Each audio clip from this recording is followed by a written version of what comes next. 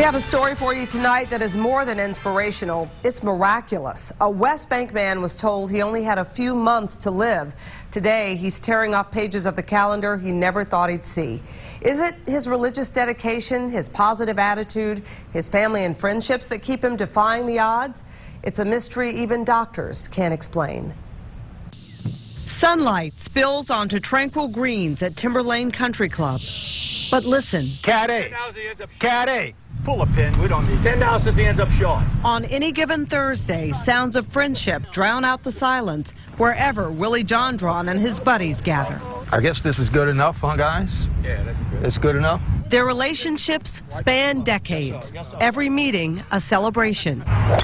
Whoa! What am I doing in this group? Because Willie Jondron, 5 please, on the tee, dead man walking. Isn't supposed to be alive. They have some wonderful names for me at Timber Lane. They call him the corpse, dead man walking. One lung blankety blank. Gotta tease him.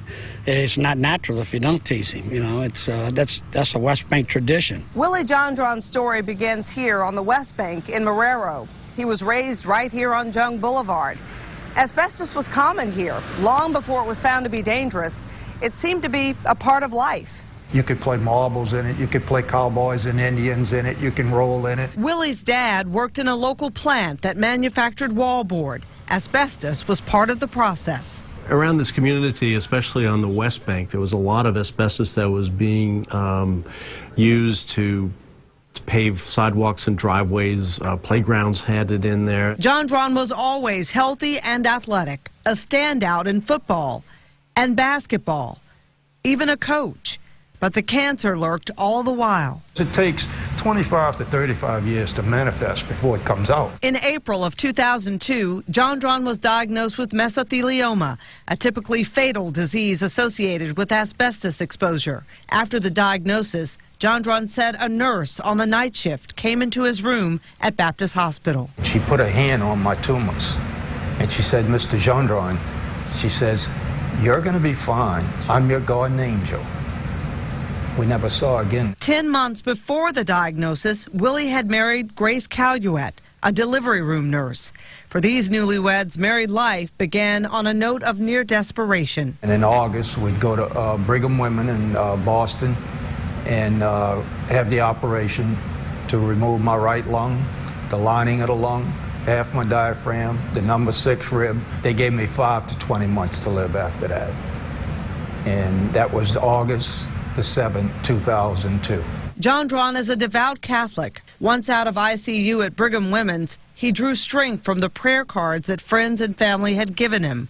One card seemed special. I put that prayer cards on my shelf, and when I turned the lights out that night, that picture of that Blessed Virgin Mary glowed all night long.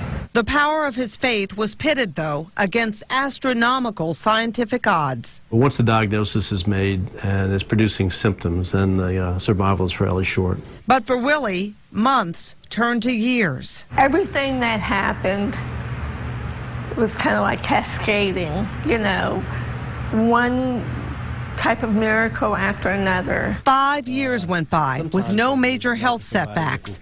Then in the fall of 2007, Jondron began to have severe pains in his back. The feeling was the same as it had been in 2002. They did the CAT scan. There was almost a 2-inch in diameter tumor resting on top of my liver in between the 9th and 10th rib. And you said? Here we go. The tumor was malignant. This time, doctors gave Jondron 4 months to live, a year tops with intense chemo. Every 18 days, 3 days in a row, 7 hours a day. They were giving me so much, they were pumping it in a portacaf and in an IV. I was so sick, I went down to 140 pounds. I threw up for 11 days and nights. Jondron was withering away, but prayed that he'd live to see his first grandchild, who would be born that December. His body couldn't take the strain of any more chemo. They called Dr. Seiler. He said, "Let's do a CAT scan. Let's see what's going on." I had goose flesh because, you know, it's not something that in this business we often get to tell people. It's a miracle.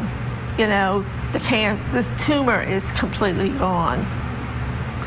And it was kind of like You wanted to believe it, but how can this be? His CT scans that we do and MRIs, that area where the tumor originally was is completely empty of any tumor, just normal organs and no abnormalities that suggest any local recurrence. So the tumor's gone. We cannot see it. How do you explain it? Good looks, good genes, good Lord. The grandchild Willie didn't think he'd see is 3 years old. He says he's using these gifts of more time to give to others. If I could take one person's life and change it and put it in the right direction, if I can give one person inspiration and courage to go through and never give up and fight it and beat it, it's all worth it. There's a big reason why he's still here today. And I think it's because he has more things to do in this lifetime. Life is not like a card game, you know? I mean, a card game, you get a bad hand, you throw it in. When God deals you a hand, you gotta play it.